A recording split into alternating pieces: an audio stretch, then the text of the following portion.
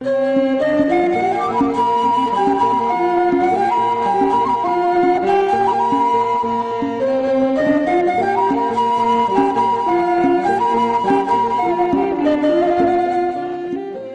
ሉቃስ ምዕራፍ 23 ኢየሱስ ኣብ ቅድሚ ጲላጦስ ቁጽሪ 1 እቶም እተኣከቡ ኩላቶም ተንሲኦም ናብ ጲላጦስ ወሰድዎ።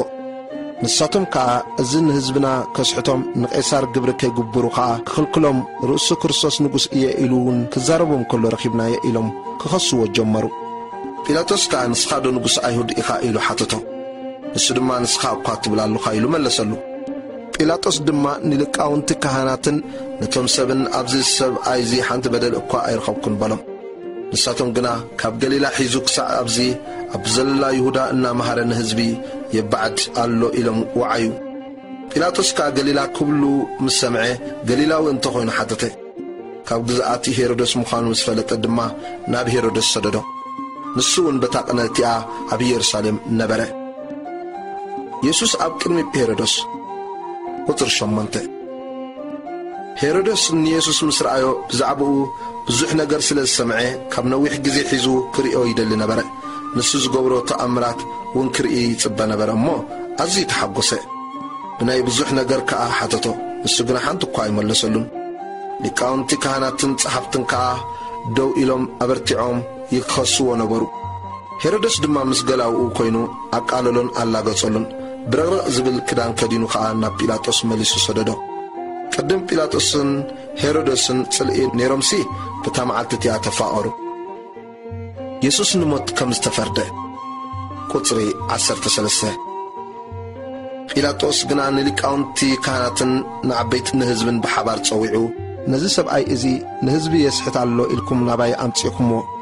እንሆ ኣብ ቅድሜኹም መርሚረዮስ በዚ እትኸስዎ ዘለኹም ነገር ኣብ ሰብኣይ እዚ ሓንቲ በደል እኳ ኣይረኸብኩን። ሄሮደስ እውን ከምኡ ንሱ መሊሱ ናባና ሰዲድዎ እዩ እሞ እንሆ ናብ ሞት ዘብጽሕ ነገር ሓንቲ እኳ ኣይገበረን። ደጊም ቀጺዐ ክፈትሖ እየ በሎም። በብበዓል ግና ሓደ እሱር ክፈትሓሎም ልማድ ነበረ። እቶም ህዝቢ ድማ ኩሎም ነዚ ንየበሎ ንባርባን ዳ ፍትሓልና ኢሎም ሓቢሮም ጨደሩ። ባርባን ብምብዓድ ከተማን ብምቕታል ነፍስን ተኣሲሩ ዝነበረ እዩ። ጲላጦስ ድማ ንኢየሱስ ክሰደድ ደልዩ ከም ብሓድሽ ተዛረቦም። ንሳቶም ግና ስቐሎ ኢሎም ጨደሩ። ሳልሳይ ግዜ ከዓ እንታይ ክፉእ ከገበረ ንሞት ዝኸውን ምኽንያት ኣይረኸብኩሉን ቀጺዐ ግዳ ክፈትሖ በሎም። ንሳቶም ግና ኣዝዮም ዓው ኢሎም ክሰቕሎ ኣጽኒዖም ለመንዎ እሞ ቃሎም ሰዓረ። ጲላጦስ ድማ ልማኖኦም ክኾነሎም ፈረደ። ነቲ ዝለመንዎ ብምብዓድን ብምቕታልን ተኣሲሩን ዝነበረ ፈትሓሎም። ንኢየሱስ ግና ንፍቓዶም ኣሕሊፉ ሃቦ። ኢየሱስ ከም ዝተሰቕለ ቁጽሪ 26 ሒዞሞ ክኸዱ ከለዉ ከዓ ንስምዖን ቀረናዊ ካብ በረኻ ክኣቱ ከሎ ሓዝዎ። ደድሕሪ ኢየሱስ ክጸውር ከዓ እቲ መስቀል ኣሰከሞ። ብዙሕ ህዝቢ ከዓ ይስዕቦ ነበረ። ኣንስቱን ዋይ ዋይ ይብላሉን ይበኽያሉን ነበራ። ኢየሱስ ድማ ናባታተን ግልጽ ኢሉ ኣትን ኣዋልድ ኢየሩሳሌም ኣካ እዝጊ ሃባ እታ መኻን ዘይወለደት ከርስን ዘየጥበዋ ኣጥባትን ዝብሉለን መዓልታት ክመጻየን እሞ ንርእስኽንን ንደቅኽን ደኣ ብኸያ እምበር ንኣይሲ ኣይትብከያለይ። ኣብ ጥልልኦም ከምዚ ካብ ገበሩስ ኣብቲ ንቑጽዳ ከመይ ክኸውን እዩ? ሽዑ ነኽራን ኣብ ልዕሊና ውደቑ ንኽርባታት እውን ክኸውሉና ምባል ክጅምሩ እዮም በለን። ቁጽሪ 32 ንኽልተ ካልኦት ገበርቲ ክፉእውን ምስኡ ክስቀሉ ኣምጽዎም። ቀራንዮ ኣብ እትበሃል ስፍራ ምስ በጽሑ ኣብኣ ሰቐልዎ። ነቶም ገበርቲ ክፉእ ከዓ ሓደ ብየማኑ ሓደ እውን ብጸጋሙ ሰቐልዎም። ኢየሱስ ድማ ኣቦይ ዝገብርዎ ኣይፈልጥን እዮም እሞ ሕደገሎም በለ። ንኽዳውንቱ ከዓ ዕጫ ኣውዲቖም ተማቐልዎ። እቲ ህዝቢ ደው ኢሉ ይርኢ ነበረ። እቶም ዓበይቲ እውን ምሳታቶም ኮይኖም ንኻልኦት ኣድሒኑ ንሱ ክርስቶስ ናይ ኣምላኽ ሕሩይ እንተኾይኑስ ርእሱ የድሕን እናበሉ የላግጹሉ ነበሩ። እቶም ጭፍራ እውን የላግጹሉ ነበሩ። ናብኡ ቀሪቦም ድማ ንስኻ ንጉስ ኣይሁድ እንተኾንካስ ርእስኻ ኣድሕን እናበሉ መጺጽ ኣምጽሉ። ኣብ ልዕሊ ርእሱ ከዓ እዚ ንጉስ ኣይሁድ እዩ ዝብል ጽሕፈት ነበረ።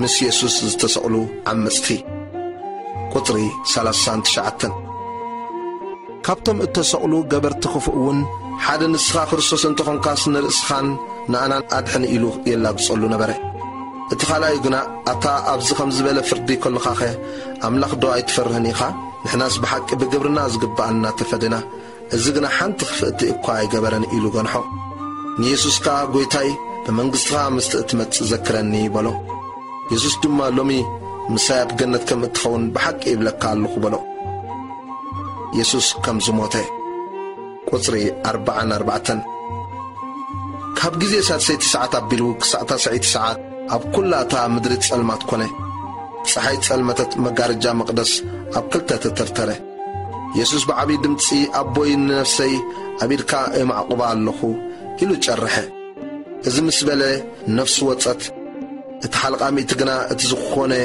ምስ ረኣየ እዚ ሰብኣይ እዚ ብሓቂ ጻድቕ ነይሩ ኢሉ ንኣምላኽ ኣመስገኖ እቶም ክሪኡ እተኣከቡ ህዝቢ ድማ እቲ ዝኾነ ምስ ረኣዩ ኣፍ ልቦም እናውቅዑ ተመልሱ እቶም ዝፈልጥዎ ኩሎምን እተን ካብ ገሊላ ዝሰዓብኦ ኣንስትን ከዓ ብርሑቕ ደው ኢሎም ነዚ ጥሙቱ ነበሩ የሱስ ከም ዝተቐብረ ቁጽሪ 50-51 እነሆ ዮሴፍ ዝስሙት መኻሪ በዓል ኣርማትያስ ከተማ ኣይሁድ ሕያዋይን ጻድቕን ሰብኣይ ነበረ ንሱ ንመንግሥቲ ኣምላኽ ደኣ ይጽበያ ነበረ እምበር ኣብቲ ምኽሮምን ግብሮምን ኣይተጸንበረን ንሱ ናብ ጲላጦስ ከይዱ ስጋ የሱስ ለመኖ ኣውሪዱ ብበፍታ ገነዞ ሰብ ኣብ ዘይተቐብሮ ኣብ ውቕሮ መቓብር ከዓ ኣእተዎ መዓልቲ ምድላው ድሮ ሰንበት ነበረት እተን ካብ ገሊላ ምስኡ ዝመጻ ኣንስቲ ድማ ስዒበን መቓብሩን ስጋኡ ከመይ ከም እተነብረን ረኣያ ተመሊሰን ከዓ ሽቱን ቅዱይ ቅብእን ኣዳለዋ